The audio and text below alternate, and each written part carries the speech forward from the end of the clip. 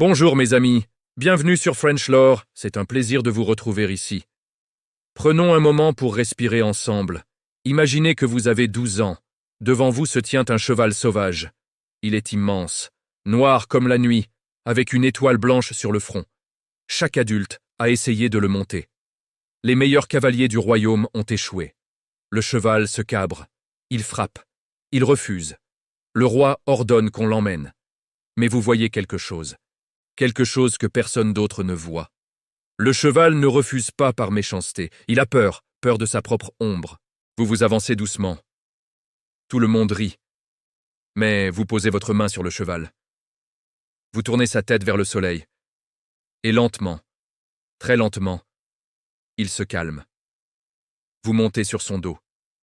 Le silence tombe sur la cour. Et votre père, le roi, murmure avec des larmes dans les yeux. « Mon fils, la Macédoine est trop petite pour toi. » Ce garçon s'appelait Alexandre, et ce cheval s'appelait Bucéphale. Ensemble, ils allaient conquérir le monde. Ce n'est pas seulement l'histoire d'un roi. C'est une histoire sur l'ambition, sur le courage face à l'impossible. Et sur un jeune homme qui refusa d'accepter les limites du monde. Restez avec moi. Ce voyage, vous ne l'oublierez pas.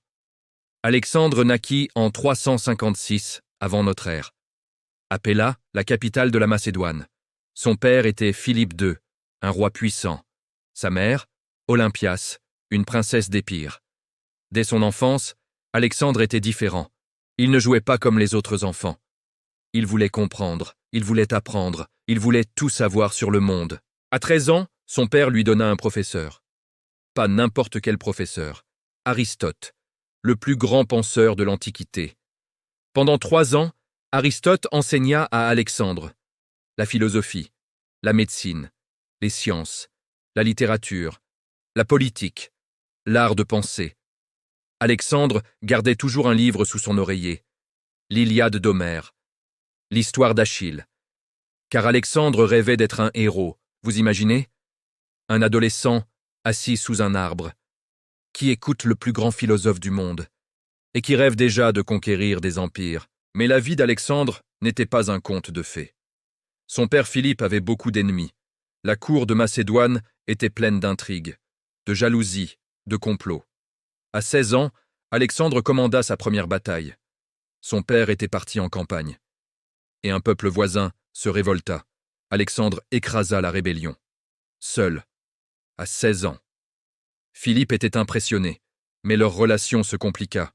Le roi prit une nouvelle épouse. Olympias fut humilié. Alexandre fut furieux. Pendant un banquet, une dispute éclata. Philippe, ivre, leva son épée contre son propre fils. Mais il trébucha et tomba. Alexandre le regarda avec mépris. Il quitta la Macédoine avec sa mère. Ce fut un moment sombre. Le père et le fils étaient séparés. Mais cette séparation ne dura pas longtemps. En 336 avant notre ère, tout changea. Philippe II fut assassiné, poignardé par un de ses gardes, lors du mariage de sa propre fille. Alexandre avait 20 ans. En un seul jour, il devint roi de Macédoine. Mais devenir roi n'était que le début, car Alexandre avait un rêve bien plus grand, conquérir l'empire perse, le plus vaste empire que le monde avait jamais connu. Réfléchissez-y un instant. Un jeune homme de 20 ans, avec une armée de 40 000 soldats, contre un empire de millions de personnes, cela semblait impossible. Mais pas pour Alexandre. Avant de partir vers l'Est, Alexandre devait sécuriser son royaume. Les cités grecques voulurent se libérer. Thèbes se révolta ouvertement. Alexandre marcha vers le sud. En quelques jours, Thèbes fut détruite. Le message était clair. Personne ne défierait le nouveau roi. Puis, au printemps de 334, Alexandre traversa les Dardanelles. Il mit le pied en Asie. Et il ne reviendrait jamais. Sa première grande bataille eut lieu au Granique. L'armée perse l'attendait de l'autre côté de la rivière. Alexandre chargea en premier. À cheval, en tête de ses hommes, il faillit mourir ce jour-là. Un soldat perse frappa son casque avec une hache. Un ami d'Alexandre tua l'attaquant juste à temps. Mais cette victoire ne fut que le début. Alexandre continua sa marche à travers l'Asie mineure. Et c'est là qu'il arriva à Gordion, une ancienne ville de Phrygie. Dans le temple de Zeus se trouvait un vieux chariot. attaché par un nœud extraordinaire. Un nœud si compliqué que personne ne pouvait le défaire. Une prophétie disait que celui qui dénouerait ce nœud deviendrait le maître de l'Asie. Des centaines d'hommes avaient essayé. Tous avaient échoué. Alexandre regarda le nœud. Il l'examina longuement. Puis il tira son épée et le trancha d'un seul coup. La foule resta sans voix. Cette nuit-là, le tonnerre gronda sur Gordion. Alexandre y vit un signe des dieux. L'Asie serait à lui. Mais voici la partie que la plupart des gens ne connaissent pas. Le véritable test attendait Alexandre à Issos, en 333 avant notre ère. Le grand roi des Perses, Darius III, vint en personne avec son armée. Une armée gigantesque, 2 fois plus nombreuse que celle d'Alexandre. Imaginez le champ de bataille. Des dizaines de milliers de soldats perses, des chars de guerre, des cavaliers, des archers. Et en face, les Macédoniens. Moins nombreux, mais déterminés. Alexandre ne paniqua pas. Il étudia le terrain. Il trouva un avantage. Et quand la bataille commença, il chargea directement vers Darius. Pas vers l'armée, vers le roi lui-même.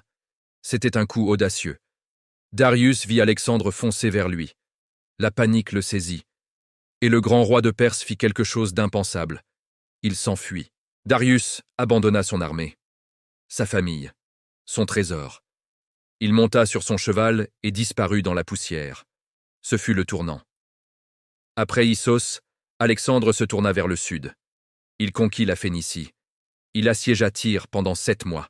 Cette ville fortifiée sur une île résista avec courage, mais Alexandre construisit une chaussée dans la mer, pierre par pierre, jour après jour. Et quand Tyr tomba, le monde entier comprit.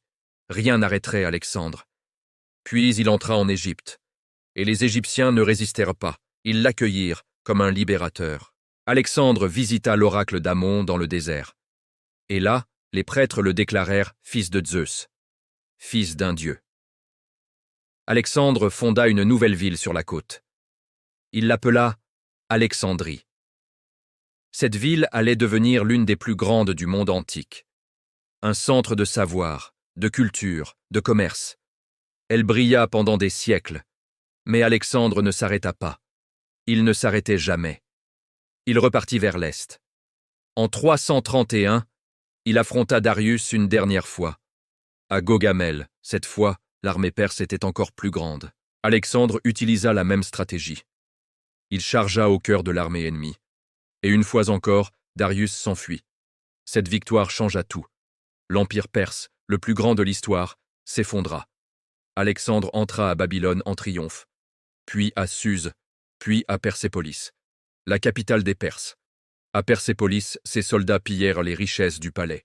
Et un soir, un incendie ravagea la cité. Certains disent que c'était un accident, d'autres disent que c'était une vengeance. Alexandre avait 25 ans. Et il était déjà le maître du monde connu, mais ce n'était pas assez. Darius fut trahi par ses propres généraux. Ils le poignardèrent et le laissèrent mourir sur le bord d'une route. Alexandre le trouva trop tard. Il couvrit le corps de Darius avec son propre manteau, et il lui offrit des funérailles dignes d'un roi. Cela semble impossible, mais c'est vrai. Alexandre respectait ses ennemis. Il ne voulait pas détruire la Perse. Il voulait l'unir avec la Grèce. Il commença à porter des vêtements perses. Il adopta les coutumes locales. Il épousa Roxane, une princesse de Bactriane. Et il encouragea ses soldats à épouser des femmes perses. Beaucoup de Macédoniens n'étaient pas contents. Ils voyaient leur roi devenir étranger. Les tensions montèrent, les complots se multiplièrent. Alexandre fit exécuter certains de ses anciens amis. Le pouvoir changeait Alexandre, ou peut-être révélait-il qui il avait toujours été. Et pourtant, la partie la plus importante restait à venir. Alexandre tourna son regard vers l'Est, vers l'Inde, vers les limites du monde connu. Il traversa les montagnes de l'Hindu-Kush. Des sommets couverts de neige, des cols glacés, des chemins impossibles. Puis il arriva aux portes de l'Inde. En 326, il affronta le roi Porus. Porus était un géant, un homme immense. Et il avait des éléphants de guerre, des créatures énormes que les Macédoniens n'avaient jamais vues. La bataille de l'Hydaspe fut terrible. Les éléphants chargèrent. La terre trembla. Des hommes furent piétinés, des chevaux hurlèrent de terreur. Mais Alexandre trouva un moyen. Il traversa la rivière de nuit. par surprise, et il vainquit Porus. Après la bataille, Alexandre rencontra le roi vaincu. Il lui demanda comment il voulait être traité. Porus répondit simplement « en roi ». Alexandre, impressionné, lui rendit son royaume. Mais cette victoire eut un prix terrible. Bucéphale, le fidèle cheval d'Alexandre, mourut. Certains disent de vieillesse, d'autres de blessures. Alexandre était dévasté. Il fonda une ville en son honneur, Bucéphala. Pensez-y un moment. Un roi qui fonde une ville pour un cheval. C'est la mesure de son amour. Alexandre voulait continuer vers l'est, vers l'océan, vers les limites du monde. Mais ses soldats refusèrent. Ils étaient épuisés. 10 ans de guerre, des milliers de kilomètres, loin de leur famille, loin de leur pays. Ils pleuraient, ils suppliaient. Pour la première fois, Alexandre ne put pas avancer. Il se tint au bord de la rivière Bias, et il pleura. Puis il accepta de faire demi-tour. Le retour fut un cauchemar. Alexandre choisit de traverser le désert de Gédrosie. Un enfer de sable et de chaleur.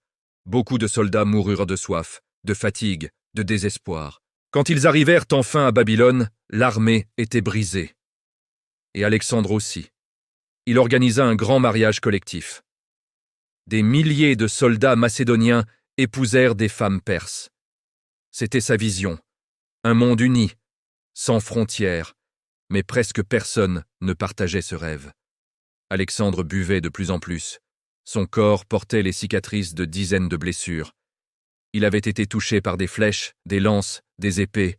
Il boitait, il souffrait, mais il ne s'arrêtait pas. Il planifiait déjà de nouvelles expéditions, vers l'Arabie, vers l'Afrique du Nord, vers des terres inconnues. Mais quelque chose allait bientôt tout changer. En juin de 323 avant notre ère, après un long banquet, Alexandre tomba malade. Une fièvre le saisit. Pendant 10 jours, il lutta. Chaque jour, il devenait plus faible. Ses généraux vinrent le voir, un par un. Il ne pouvait plus parler. Il ne pouvait que bouger les yeux. On lui demanda à qui il laissait son empire. Selon la légende, il murmura un seul mot. Au plus fort. Le 11 juin 323 avant notre ère, Alexandre mourut. Il avait 32 ans. 32 ans. En si peu de temps, il avait conquis plus de terres que quiconque, avant ou après lui. De la Grèce à l'Égypte, de la Perse à l'Inde. Il avait fondé plus de 20 villes. Il avait changé le cours de l'histoire. Son corps fut placé dans un cercueil d'or et transporté en Égypte, à Alexandrie, sa ville. Mais son empire ne survécut pas. Sans Alexandre, tout s'effondra. Ses généraux se battirent entre eux. L'empire fut divisé en royaumes rivaux. La vision d'Alexandre mourut avec lui. Qu'est-ce que cette histoire nous apprend? Elle nous apprend que la grandeur a un prix. Alexandre conquit le monde, mais il perdit ses amis, sa santé, et finalement, sa vie. Elle nous apprend que le courage sans limite peut être une force, mais aussi une prison. Car Alexandre ne savait pas s'arrêter. Et c'est peut-être ce qui le rendit si grand, et si tragique. Elle nous apprend que même les empires les plus puissants sont fragiles, qu'un homme seul, aussi brillant soit-il, ne peut pas tout tenir.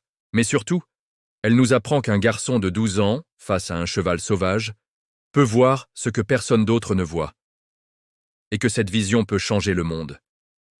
Si cette histoire vous a plu, laissez un commentaire. Dites-moi ce qui vous a le plus surpris. Abonnez-vous à French Lore pour ne manquer aucune nouvelle histoire. À la prochaine fois, continuez à écouter, continuez à découvrir le monde, une histoire après l'autre.